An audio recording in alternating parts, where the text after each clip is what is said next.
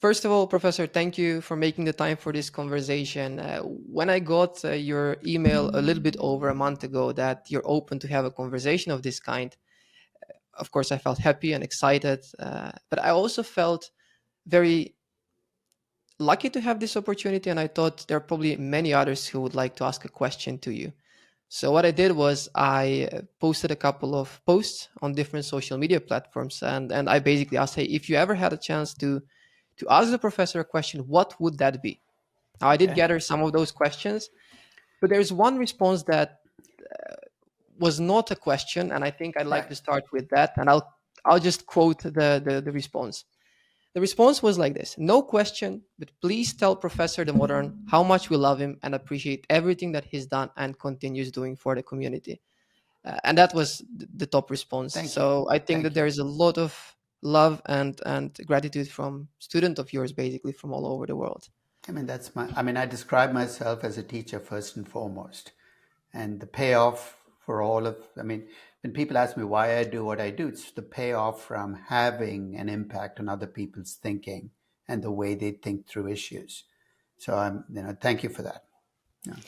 Thank you. And what motivated you to start teaching? Obviously, it is a role that suits you well and one that you enjoy. But Right. was there someone who inspired you early on in your career and had a big impact, or was it something that you just No, stick to? we've And no, we've all had teachers, good teachers who've changed the way we think about things through our lives. In fact, I would argue that almost every one of us, if you look back, is a teacher in your past that changed the course of your life. That teacher might have been in first grade when he or she taught you how to read. It might have been a teacher in middle school when you took your first algebra class. It might have been a teacher in high school that introduced you to literature. But our lives are changed by the teachers we have. And, so when that was part of it is I look back and I look at the teachers who made a difference. But for me, it was just recognizing that there are things that come naturally to people. And for me, teaching came easily. I was lucky enough that this was something that came to me easily and I enjoyed doing. Still tell people about how I got into teaching. It was in the second year of my MBA program. I was I was a TA for a class because I needed the money. That's basically why I became a teaching assistant. But teaching assistants for that class required that you teach a subset of the class. So you got about 30 of the, so it's a big class. I got about 35 or 40 of them in a TA session and I taught the session. And I still remember 15 minutes into my first session, recognizing that this was what I wanted to do with the rest of my life. No, I tell people we constantly get what I call God shots, basically moments of revelation. We say, this is something that I need to recognize. I was lucky enough to be open to that recognition because most of us are too busy. We have so many things on our to-do list that we're moving through that we don't have the time to say, hey, I learned something right now. So I was lucky to be listening 15 minutes into the session. I remember coming out at the end of the session saying, this is what I want to do with the rest of my life. No. And I was lucky in that recognition. So that's how I started in teaching, and I've never looked back.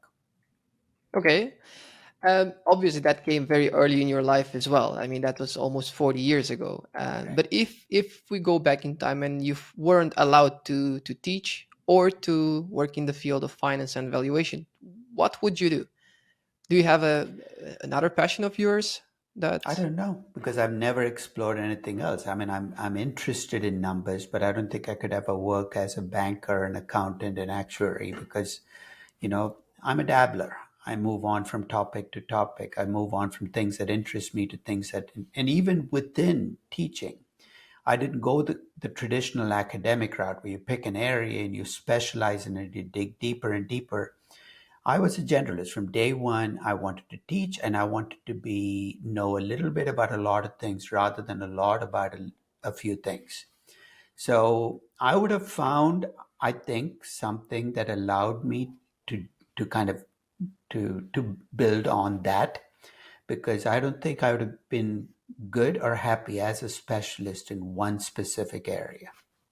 Okay, that is a fair answer. I remember you were guested at another podcast or of some sort, and And also in your lecture, you've mentioned that when you teach about the difference between learning the stories and the numbers, and that some people are really good at one but not in the other. Right? That's generally the case. I remember your story from your literature class regarding, was it Hmm. Moby Dick or Hmm. some? Yeah. And when I was listening to that story, it reminded me of my experience in my literature class, because I was asked, what did the author think when he wrote that the sky was blue? Hmm. And my response was, well, that's how the author envisioned that. He had a picture in his mind and he put that to words. And that was not obviously the correct answer. So maybe the author was sad in real life, and I had to go to make a story out of that one sentence, and Mm. that just wasn't for me. And I could connect to that story very much in one of your classes, at least the one that I listened online. Mm. And um, what is your advice for those who are more into numbers naturally and not so much into stories? Is it more about putting yourself out there and trying to get the experience and just trial and error? Now, I give the same advice to people who are strong on numbers or strong on stories. Work on your weak side. Our natural instincts are to take what we're good at and to keep working on our strengths. So if you're good with numbers, then you keep working with numbers. No, and that's fine. But you're using half your brain. I know that you don't feel comfortable working on your weak side. You're not comfortable telling stories. But there's good news. The more you work with the things that you're not comfortable with, the more comfortable you'll become with them. So my advice is work on things that make you uncomfortable. Work on processes that make you uncomfortable, because that's what's going to make you a more rounded person, allow you to use more of your brain. And guess what? It'll actually make you, if you're a number cruncher, you'll become a better number cruncher if you learn storytelling. If you're a storyteller, you'll become a better storyteller if you learn number crunching. Your strengths will become stronger, your weaknesses will get less weak over time. And that to me is the essence of being somebody who can be all things to all people, to do different things. Thank you. That is a great advice. And I'm trying to combine. I'm a young parent. I have an 8 months old daughter, and Mhm. you're a father yourself. Did your passion for teaching and also the passion for finance and valuation somehow translated to the way that you raised your children? Did you see some No, I mean, patterns, no, or I've used my children as lab experiments in in my classes. I constantly talk about the things I learn about finance from them. But I actually don't explicitly talk about finance to my kids. They have their own interests. To the extent that those interests might permeate into finance, I might bring it up. But if your kid is into Star Wars, they don't want you to talk about the value of the Star Wars of course? franchise while they're watching a Star Wars episode. Now, what they get from me is the sense that I truly enjoy what I do, that I have a passion for what I do. And what I hope I can convey to them is that they find something in their lives that they're just as passionate about. So it's not my job to tell them, I'm passionate about teaching, you should be too.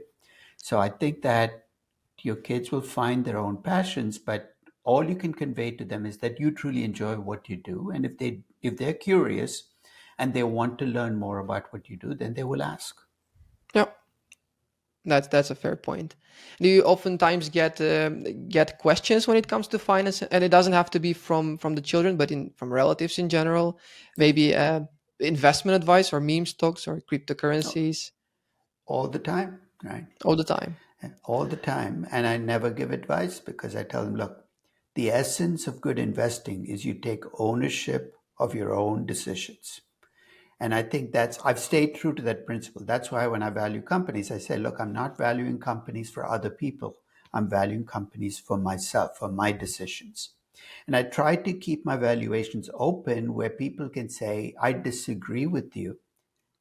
I will take over your valuation, change your assumptions, and make my own decisions. That's healthy investing. So when somebody asks me for something specific in investing, I will answer. If it's about, how does this work? How does S&P 500 futures work? I will explain it to people. But if somebody asks me, should I put my money in a particular stock? My advice to them is I'll tell them what the company does, and I'll say, look, if you really are interested in buying the stock, you need to do your homework. You cannot let me tell you whether to buy that company or not, because then you're losing ownership of the decision. And that's how we end up as investors who can't hold on to companies, because you bought something because Jim Cramer recommended it or because I recommend. You've lost control of the process. You might as well put your money into index funds and go back to living the rest of your life.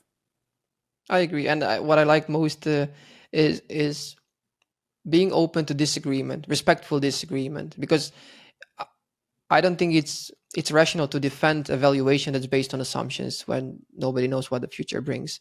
So we make our best guesses, and those best guesses will differ, and we should be Oh okay with no, that. no! Don't get me wrong. You can always defend your valuation, but you shouldn't be selling your valuation to other people, saying Exactly. this is the right value. This is my Yeah. value. For Uber, Nvidia, you have to come up with your own value. I agree. I agree, and I see that more and more online, which I really like. That, um, of course, evaluation can be criticized if some assumptions are completely irrational. But if that's not the case, if somebody has 5% growth rate and someone has 7%, I mean, somebody will be ultimately everybody will be wrong, right? Everybody will be wrong. So Exactly. we cannot. I describe investing as not your objective is not to be right, but to be less wrong than everybody else. And the advantage of defining it that way, it brings down the anxiety level, because one of the things that makes people anxious is when you value a company, you say, how do I know I'm right? I'll save you the trouble. You're always wrong, and that's okay. You're always wrong Yeah, because the future is going to bring in. It's not that people don't know what the future is, but nobody knows what the future will deliver. So if you valued Marriott at the end of 2019, 3 months later, your entire valuation would have had to be shelved because COVID came along. But if I faulted you for saying, how come you didn't see that in your valuation? I'm missing the point. The yeah, future will always deliver surprises. That's the essence of risk. The best you can do right now is make the best estimates with the data you have right now. And so yesterday, actually, I was valuing NVIDIA for myself, for my decision making. And it's part of a 2 week process I've been going through. And the big thing with NVIDIA is, what will AI bring to NVIDIA's value? And I tried to value the AI component of NVIDIA. So I made my best estimates given what I could find out about how big will that market for chips be, how dominant will Nvidia be, what will the margins look like, and I came up with the value. I know in hindsight I'm going to be wrong 100% of the time. I can't yeah. let that stop me because everybody's going to be wrong. The question is, have I done my homework enough that I can make decisions based on that estimate? The key word is estimate. Of course. It's an estimate and it's going to be wrong, but do I feel comfortable enough making decisions? That's where you'd like to be as an investor. You're Yeah. always going to have uncertainties, but are you comfortable enough with those uncertainties that you can make your best decision? And if I may continue on this topic, I think majority of the investors, especially I wouldn't say only retail, probably all of the investors out there, um, they start to question their estimates when there's a new piece of information, especially when there's an information that it's not certain how that impacts the valuation right away. There's an event, it's questionable. But today, for example, there's so much information coming from different sources. There's all kinds of articles, there's news, which I don't think that that word should be used. There's a lot of speculation out there.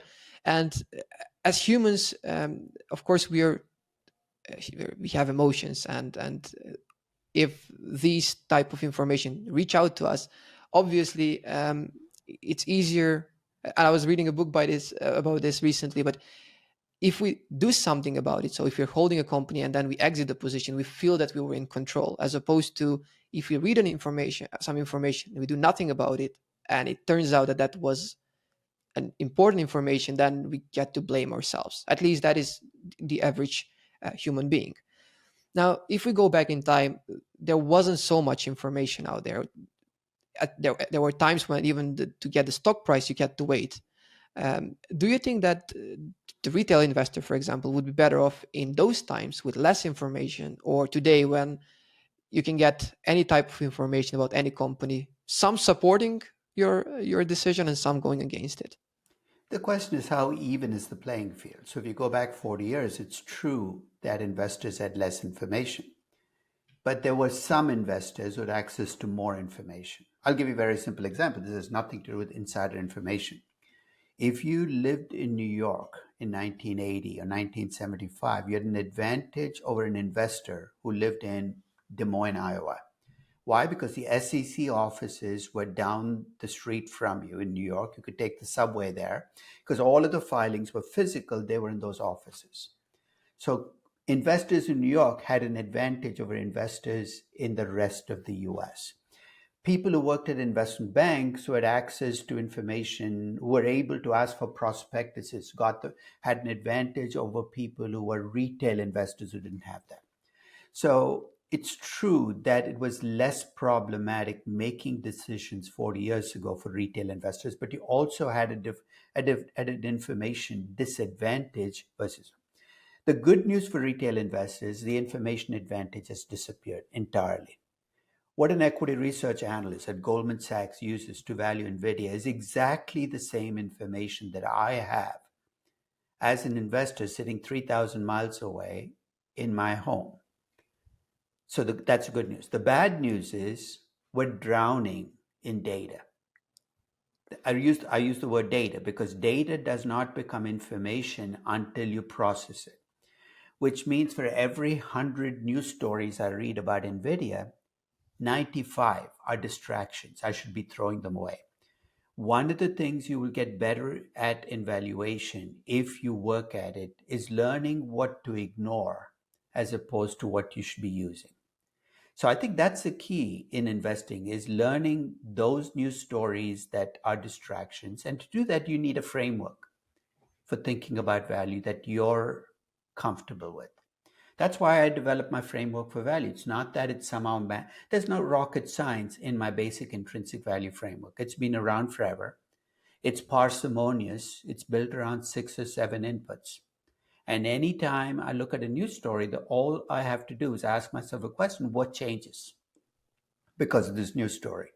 95% of the time, the answer is nothing changes. I remove that news story from my domain saying it's a distraction.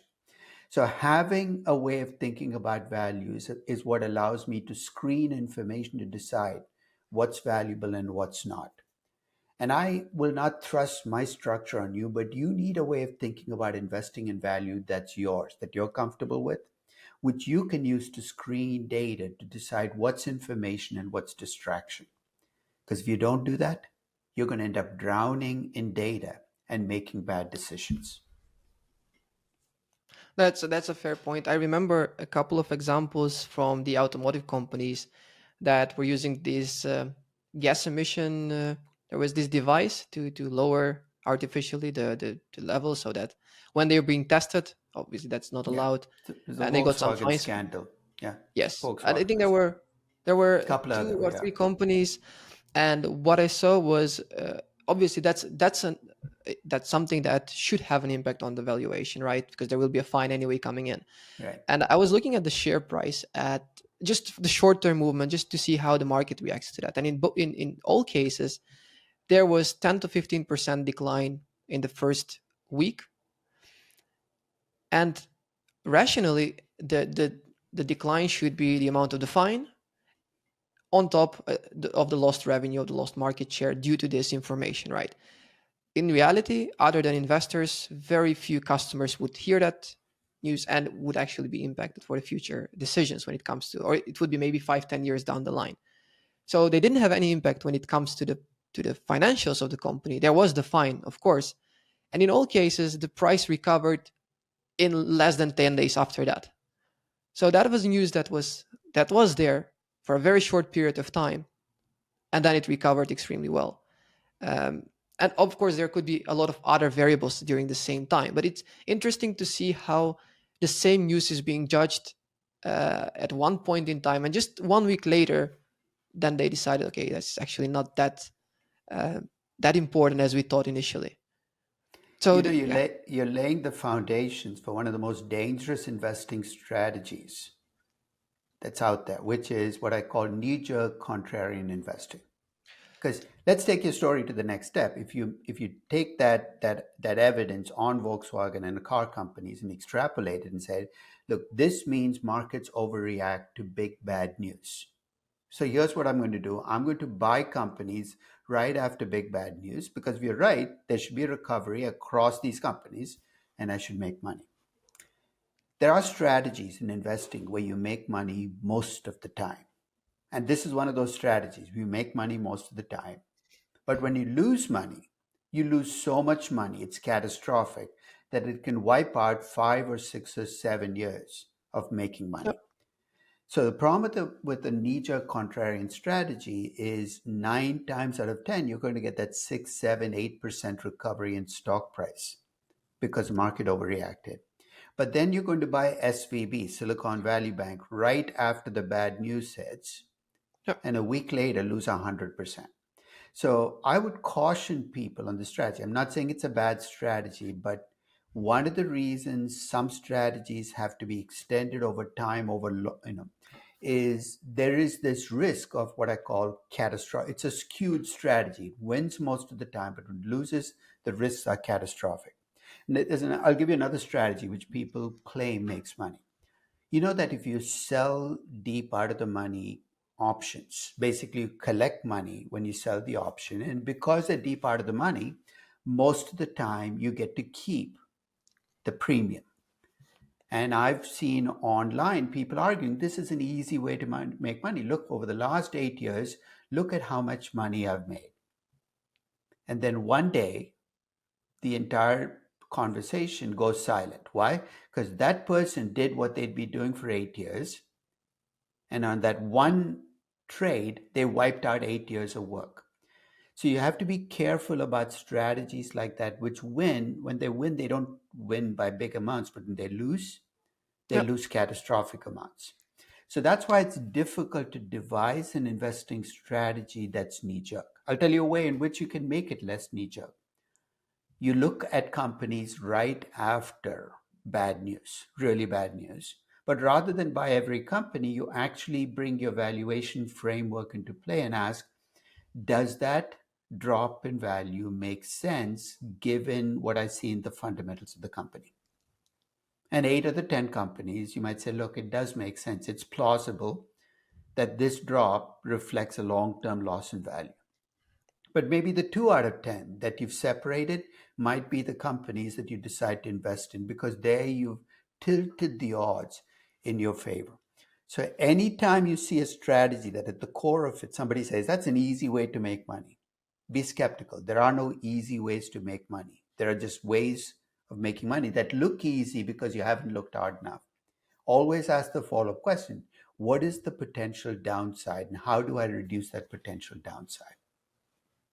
Yeah, that's a fair point. And actually, my thesis back in university was on looking at the 1 day movements that were above 10% and only trying to figure out what is the reason behind it and can that be Mhm. justified. But I don't feel comfortable with any short term strategies. Uh, that just one of the things that you've mentioned repeatedly is it's important to have a good night's sleep. And Mhm. if I engage in that kind of activity, that's not something that suits me. So of course, if that event can be added on top of a good company and underreacting in the wrong direction, that's fine. But that's definitely not for me. Um, but it's just interesting, of course, from a behavioral point of view to see how the markets react, and especially the recovery afterwards. And I know you've been valuing companies for a very long time. If you take a look back, for example, over the last decade, is there any company, or if you could name 1 or 2 companies that have surprised you the most based on your assumptions and what actually has happened afterwards? Surprised me the most in terms of upside, doing things that I did not expect them to do. I mean, the example I'd give is Amazon, which constantly surprises me as a company by opening doors I had never thought they could open as a company.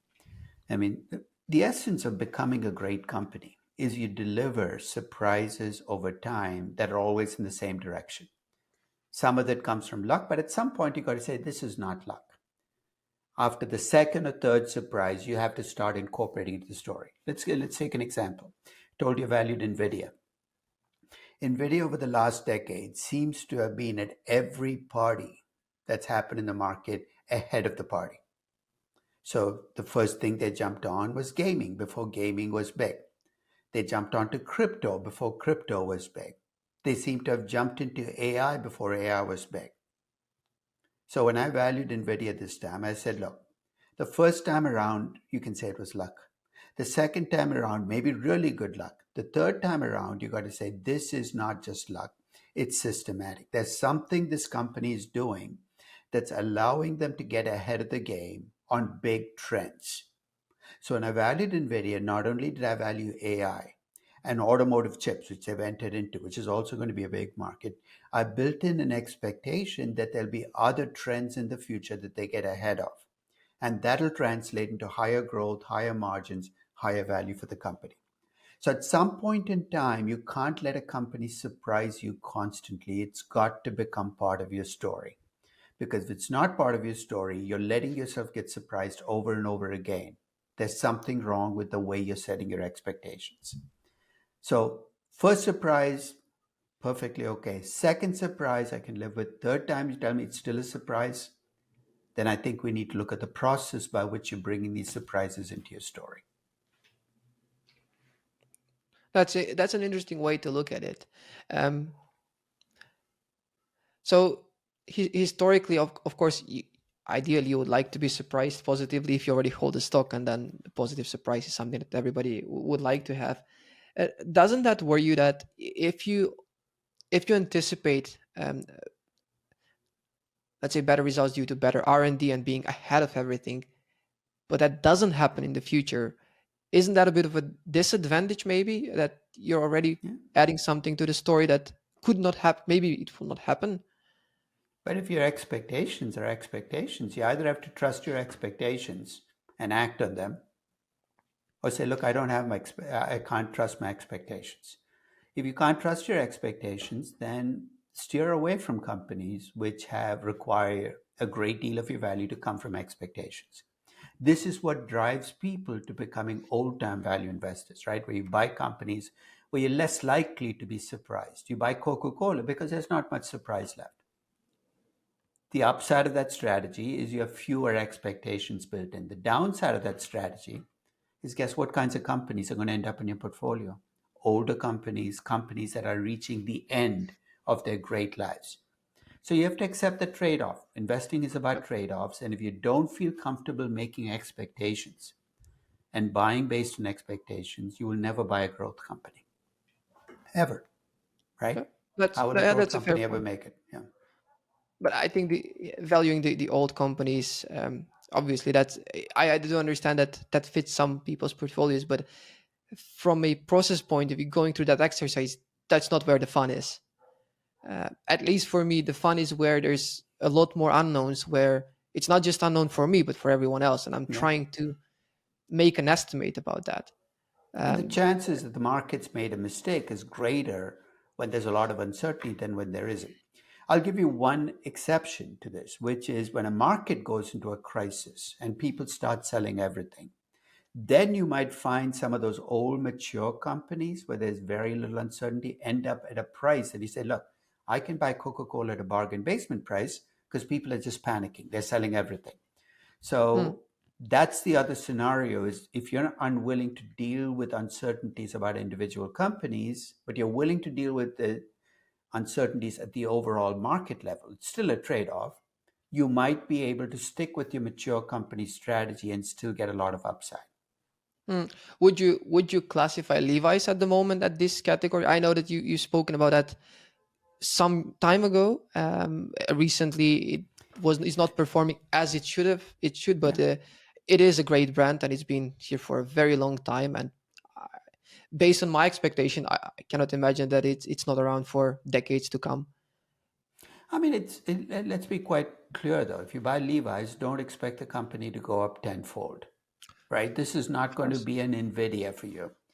You got to accept that there are some companies where even if you're right, your upside will be 25%, not 250%. And with Levi's, you walk in with those expectations. Yeah, I mean, I have Levi's in my portfolio, but it's part of that portfolio that I call my comfort portfolio, which is the portion of my portfolio where essentially I buy companies not for massive upside, but because they form the core of my portfolio. 3M, Coca-Cola, Levi Strauss, you know. But if my entire portfolio were composed of those companies, at some point I'm going to start to look like an index fund. I'm not getting much true. upside. So I have to ask, what's the point of doing this? So when you look at your portfolio, you've got to have different segments of your portfolio. You can't just buy all growth exciting companies. Your entire portfolio can't be that because then you're going to be living with a huge amount of uncertainty and volatility in your portfolio. Constant monitoring. If you want to pass the sleep test, a segment of your portfolio has to be in things that are predictable, where you're buying it for an existing business, where your upside might be limited, but so is your downside. So I think that if you accept that reality, you can have different sets of rules for different companies in your portfolio. Okay. And so based on this, obviously your portfolio is well diversified. You've mentioned that you don't mind if you have 50 stocks, 50 different holdings. That's Yeah, right perfectly now I fine. have like 42 or 41 in my portfolio. Yeah. And I'm at between 30 and 50, depending on the point in time I'm looking at it. how do you respond to the comment of one of the well-known investors who says that diversification is for idiots? Because I don't Well, think that's the case. I think But it's a sign of arrogance when you say, I found the best company. Because remember, there are two things that have to hold for you to make money on an investment. First, you got to be right about the value of the company. The second is the price has to adjust to the value, right? Remember, that's not in your control. If you feel certain on both, you're certain about the value and certain the price will adjust to value, guess what? You can hold just one company. That's the yep, exact opposite. The less certain you get about either one or both of those components, the more you've got to spread your bets. And I'm going to argue that I feel uncertain about value. I feel uncertain, even if I'm right about value, that price will adjust to value. And it therefore tracks that I need more companies in my portfolio. If Mark Cuban says, look, I can live with 5 companies in my portfolio, it's his money. Maybe he feels more comfortable with his valuation than I do. Maybe he feels more certain that the market will adjust to value than I do. In which case, 5 is fine. So I'm not going to say 5 is wrong and 30 is right. For me, 30 to 40 is right because I feel uncertain about value. I own NVIDIA. But as you noted, I could be wrong about them being able to take advantage of that yep, next big development, which means I have to build in more. I have to let the law of large numbers work in my favor, right? okay, Now, so it's a trade again. It's what kind of philosophy you have. I mean, if you feel that 5 is enough for you, then look inward and ask yourself, why do I think 5 is? But don't use words like conviction. I think it's a very weak word that if somehow spread your bet, it's got nothing to do with conviction. It's got everything to do with, do you have faith? Faith in your value, faith that price will adjust to value. And that's going to drive how diversified or undiversified you should be as an investor. I mean, remember, uh, I own 30 to 40 companies out of 47,000, right? There are true, true, 47,000 publicly traded companies. yeah. I'm not So exactly wiping out the market by buying of 30 to course. 40 companies. So I think people who say, well, aren't you approaching the market seem to have no sense of what the market actually is. Of course, of course. And on top of what you mentioned about being right and then the market adjusting, there's also the assumption that nothing changes in the meantime fundamentally with the business.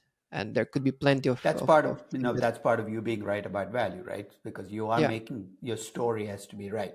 So that's part of that first part of how much faith do okay. you have value. Lots of things Okay. can change.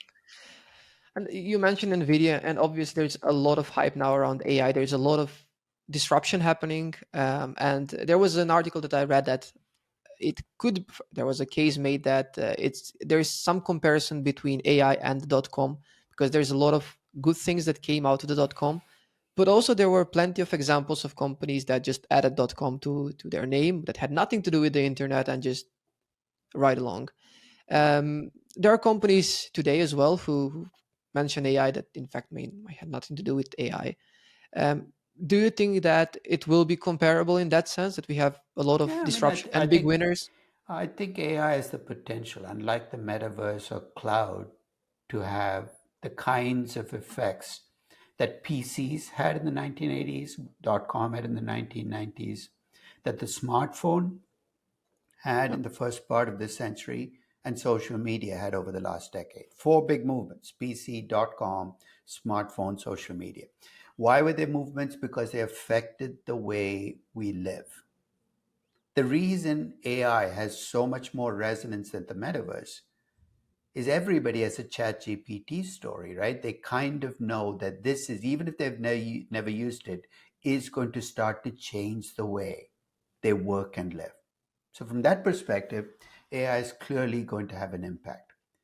But it follows when you have these big movements that you're going to have overreach. Overreach in what sense? Investors are going to overestimate how much money can be made off this.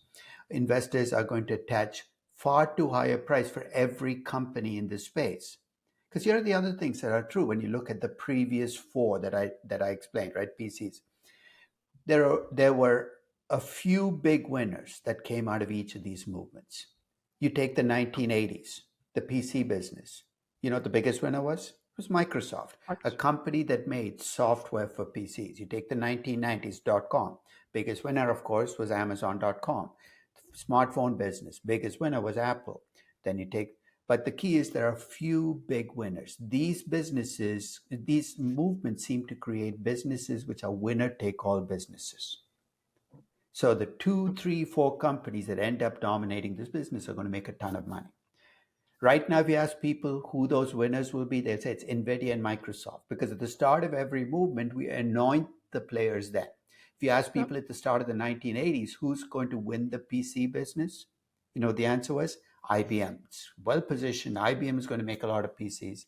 It Yep. turns out that if you look at these past movements, the first company or the companies that start by dominating the movements are often not the end winners in the movement. BlackBerry might have been the initiator of the smartphone business, but it wasn't the winner in the smartphone business. The third is for every winner, there are probably 100 losers. Take the .com era. For every Amazon.com, there are a lot of companies that even if they were in the .com space, I'm not talking about the fake .com companies, real .com companies, Yep. most of them did not make it. And I'll say the same thing's going to happen with AI. And fourth is with every big movement, there are going to be Me Too companies that add AI to whatever they're doing. I read yesterday that Kroger, the grocery store chain, used AI 8 times in its earnings call.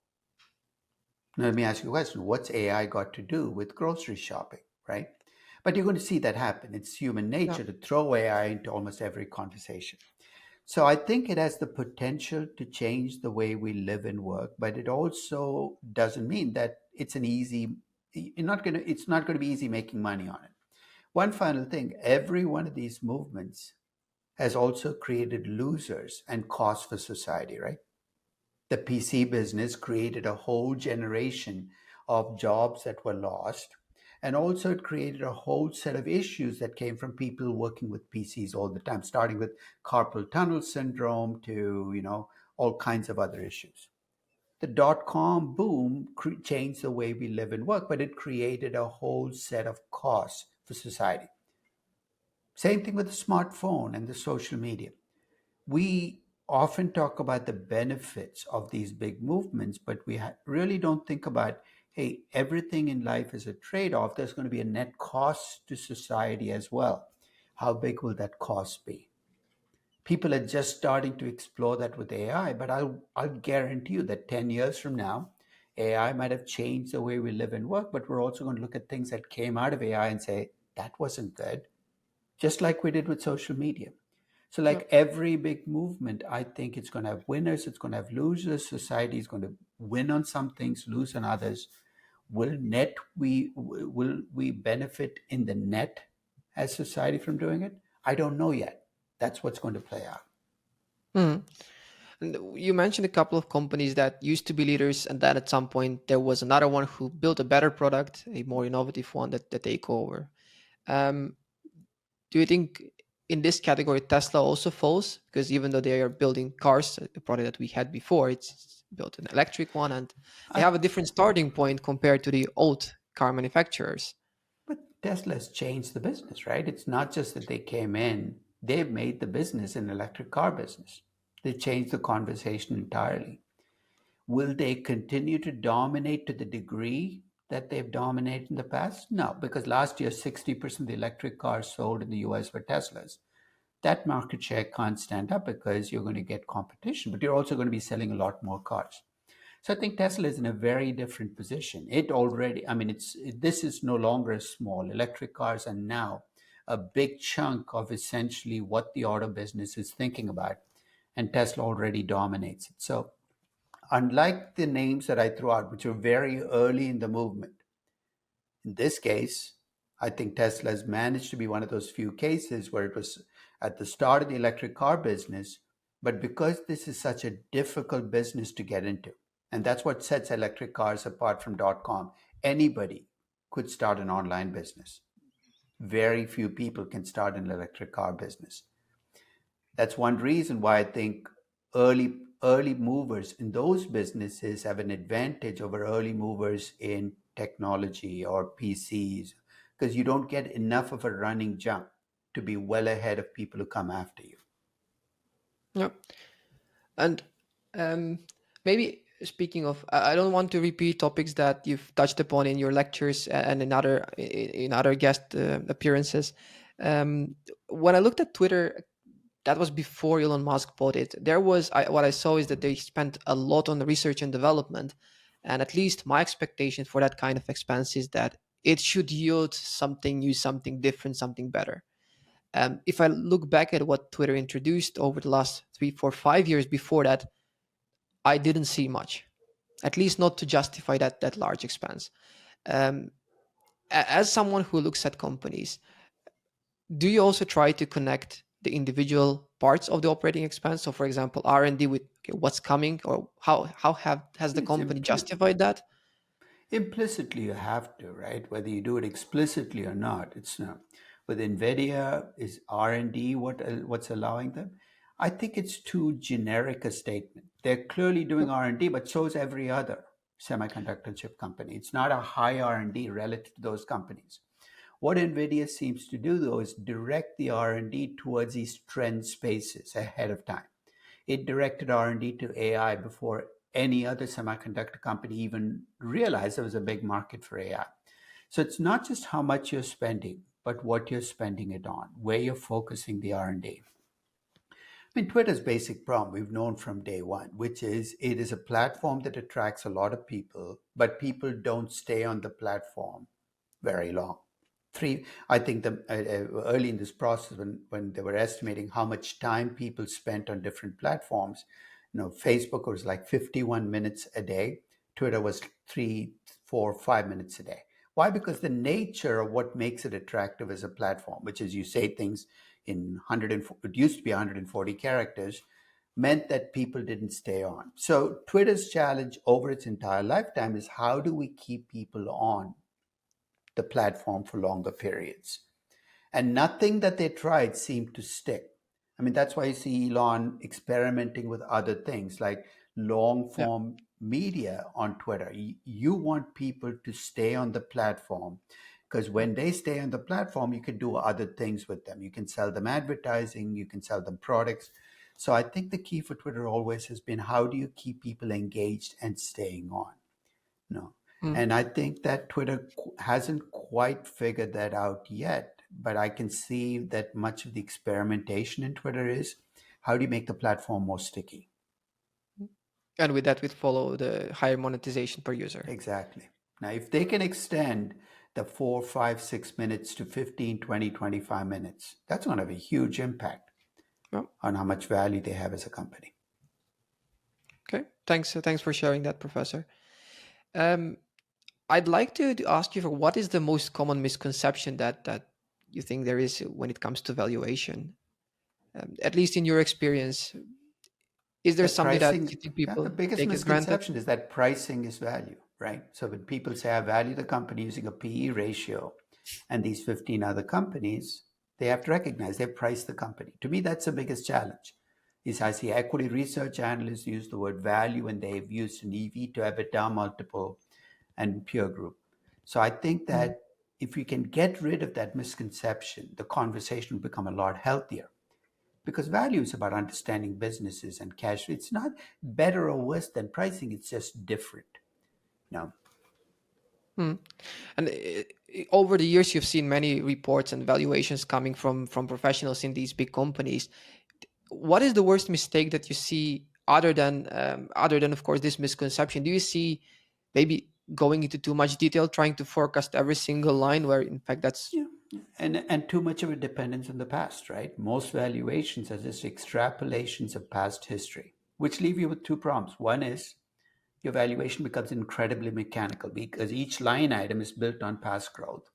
And the second is mean reversion becomes your key factor. I would save you the trouble of doing valuation because if you just extrapolate the past, high growth companies will always look great relative to low growth companies because you're extrapolating things.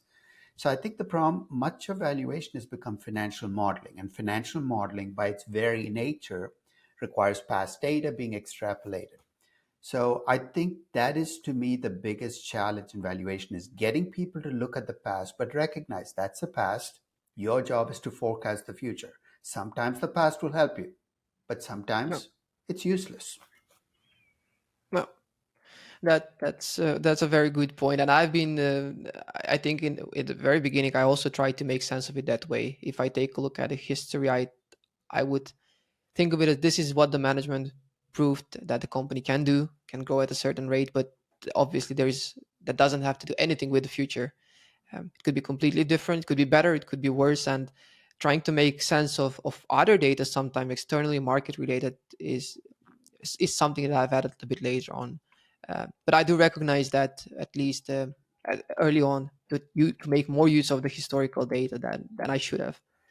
And I Um, don't think we use data well, right? We don't use statistics well. We think of things like what's the average margin over the last 10 years? Okay, that's good, but why are you throwing away the rest of the data?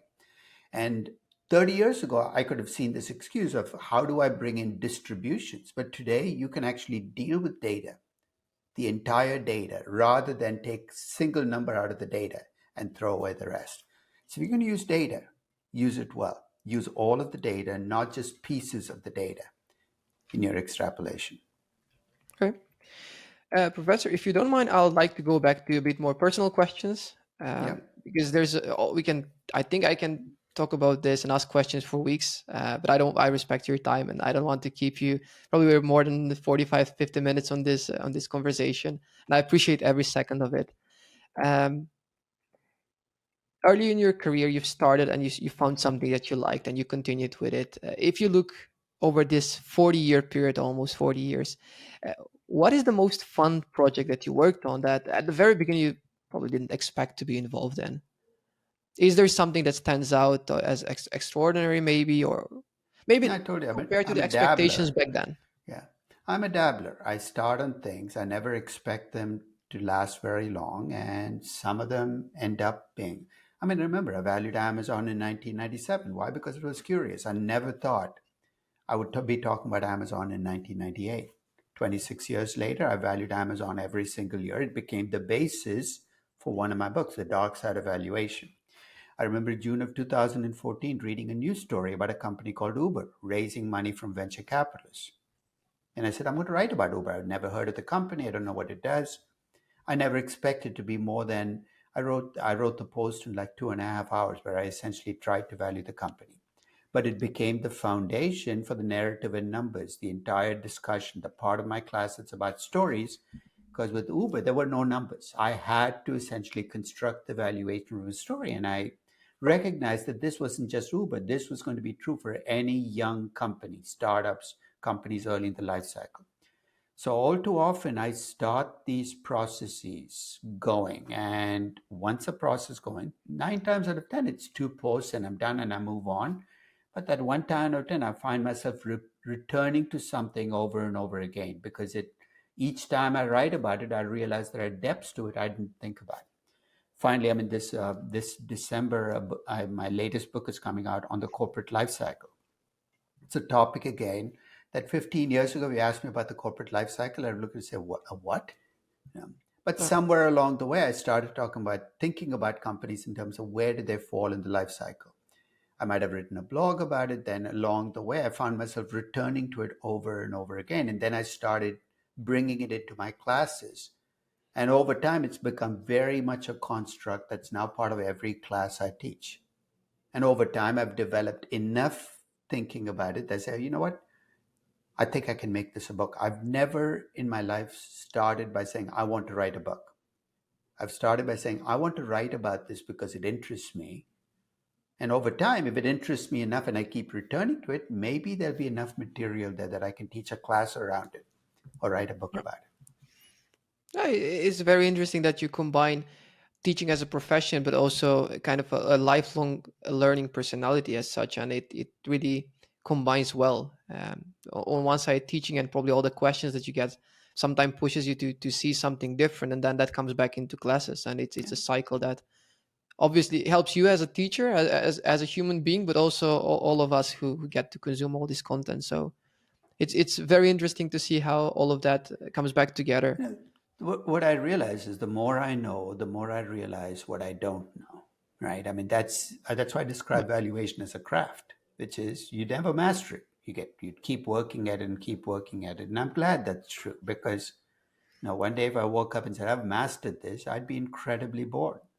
So the fact that there are so many things that I learn about because of things happening around me, to me makes this interesting. There's never going to be an end point where I say I'm done. There will always be new topics, that's for sure. And even if we take a look at what's developed recently with cryptocurrency and with meme stocks and with short selling, Mhm. there's always something that eventually it can be put through these lenses and try to make sense of it. You do a lot of research, and on the blog there's a lot of useful data. I use a lot of it, and I've seen it in many reports from all kinds of investment banks that refer to it. But if there's someone who's very passionate about all this and has quite some free time to work on something and wants to contribute to the community, do you think there's an area when there's a lot to still discover? I mean, there's, for example, the discount rate. There's always something that can be done with it, bring more accounting into it, instead of relying on what we have at the moment, for example, with the weighted average cost of capital. Is it something around that area? Is it something more in behavioral finance? What are your thoughts in general on what could be improved next? I mean, I think you pointed to the fact that we're drowning in data now. And I think that everybody can do something to make data more palatable, more understandable to people. So I would say pick your niche, the place where you think you can take data and weave it into something that people can make sense of, and then do it, right? Do it because not because you're doing it for other people. Don't do it because you feel that this is a service. Do it for yourself. I mean, I've never collected data for other people. I've collected data for myself. I process the data for myself. And because it costs me nothing to share it, I share it. And that's the data that you talked about is actually on my website. It's been there for 25 plus years. And it's data that started small. I didn't say, look, I want to build a data service. I started with 3 Excel spreadsheets in the late 90s. Now there are like 350 spreadsheets, essentially taking data that I use on a daily basis and saying, oh, you know what, I've got the data. You can take a look at it as well. I mean, I lose nothing by sharing it. But pick the niche. Don't start off by saying, I want to build 350 data sets. It'll be intimidating, it'll be overwhelming. Start with one data set where you think you can bring something new to the conversation. So when you're valuing a company, you discover something interesting in the data. Say, look, this is interesting. I'm going to share it with other people.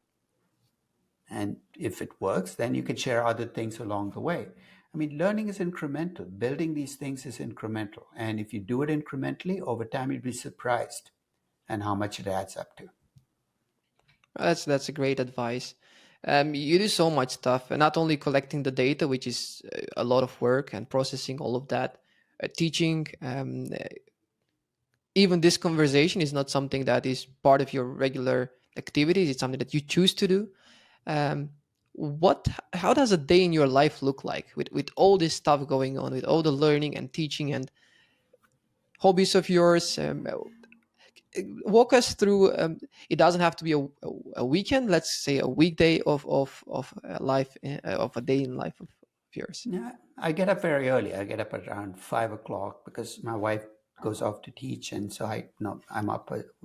I do my workout, and I usually start working at about 7. And start working is kind of a loose word for me. Start working might be to essentially sit there looking out of the window, essentially doing nothing, but thinking about something that I read as a story. As I think, I wonder why that could be. I do very little reading in the traditional sense. So when people say, "What do you read?" I read. No, I read for entertainment. I don't read, hundreds of equity research reports, and I spend a lot of time daydreaming, if that's the right word, of thinking about, why do companies buy back stock? Why is this company doing what it's doing? 9 times out of 10, I kind of say, like, that's not interesting. But maybe one time out of 10, say, that's interesting. I want to think more about it. I want to write about it. And I'll start putting in little notes for myself. That's what I might spend a whole day writing little notes on, hey, maybe this is what it is. And if I can get enough sense in there and say, this can be a different perspective, then the next day I might say, look, I'll write a post about it. No, so I'll write one of my blog posts, and then I'll post it, and then I'll get feedback, and people say, would be interesting if you could do this, this, and this. And I might say, so a lot of this is just picking up on topics that interest me. I don't do research in the traditional sense. I pick on topics that interest me, I write about them, and then I let it ride. Sometimes it's one post and nobody cares, and I don't care, and I move on. Sometimes that one post, as I said, becomes 7 posts or 8 posts and becomes part of my teaching. I don't compartmentalize where I say, this is for writing my blog post, this is the time for teaching, this is the time. Now, everything I do has multiple roles. So when I write something interesting, I'm also saying, well, where in my classes can I introduce this concept? So I start putting the slides together for that as well. And if I have an existing book, I say, maybe I should do a new edition of that book. And this is the example I'll bring in.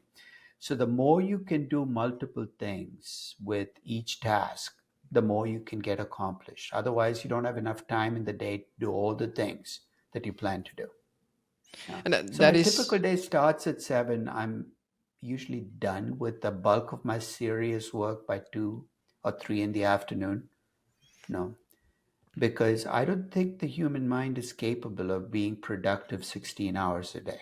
You have about 4 or 5 peak hours of productive. The good news for me is I do very little administrative stuff. I have no meetings to go to, no, I don't do traditional consulting, so there's nobody I'm doing stuff for which I don't want to do.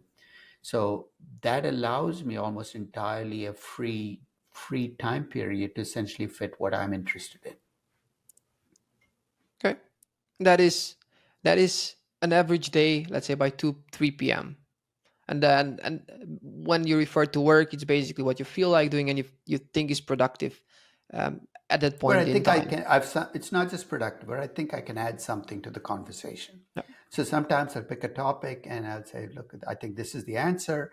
Everybody else seems to have this answer. There's really nothing I'm bringing to the conversation that's new and different. Why bother? Right? Why add another 1,001st of point course. to something that other people have said? So I feel no need to put my views out there if it is the conventional view of everybody.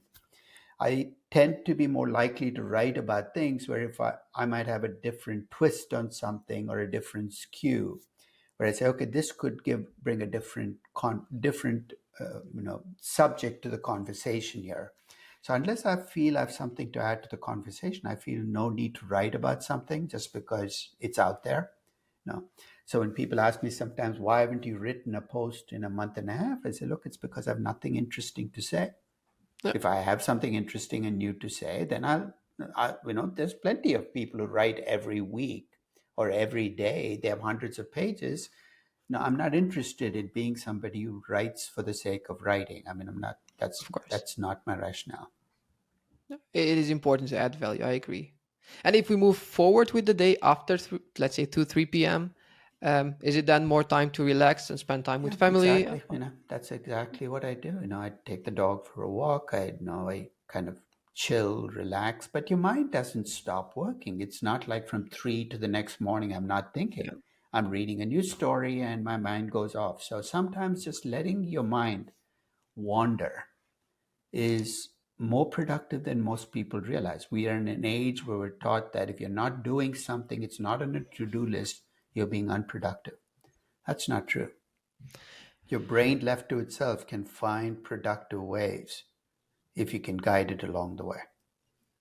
And are you somebody who is a fan of deep work, that when you focus on something you don't want any distractions? For example, the phone is I away, don't or care. you don't mind that? I don't care at all. No. Okay. You can switch back on and off depending on the topic. And I think I, that you has know, to do I, a lot with the passion. yeah. No, if I'm writing about something, it's not like I spend 16 days. It's usually, a couple of days and even during that period, if I'm willing to walk away, come back, it's not as if the topic is going anywhere. No. Okay.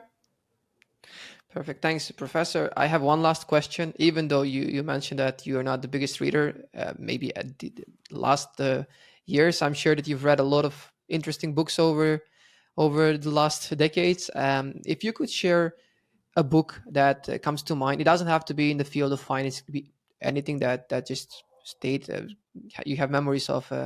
I know. Other than Moby Dick, obviously, that's not going to be an example of a book that you'd recommend. What would that book be? I think, there's some very old books that are worth reading. One is there's a book on the popular delusions. It's about crowds and how crowds can make mistakes. It's a book written in the 1800s. It's called Extraordinary Delusions. I mean, it's available in print now. It was out of print for a while. It talks about the South Sea bubble. About the South Sea bubble was in the 1600s or 1500s, this bubble in markets created by a rumor that was started in pubs at those times. That was the equivalent of CNBC. We'd go and start a rumor and people start buying.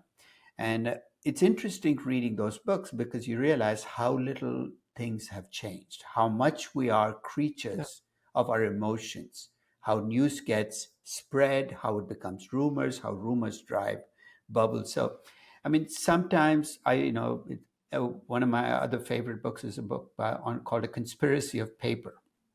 It's again a book about a bubble in the 1700s. It's actually a novel set around the bubble. So I Okay. think the author's name is Liss. That's his last name. So if you go on Amazon, you can find it. And he has a bunch of books which are historical novels.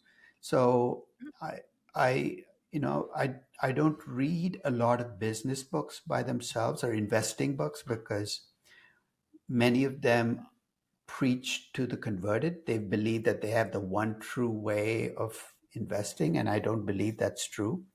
So I tend to read a lot of very, very, very diverse stuff in investing, people from different viewpoints, because I think that improves me as an investor when I can read what other people. So I read books on technical analysis and charting written by pure chartists, not because I use them, but because I want to understand why people use them and perhaps learn from that and make myself a better investor.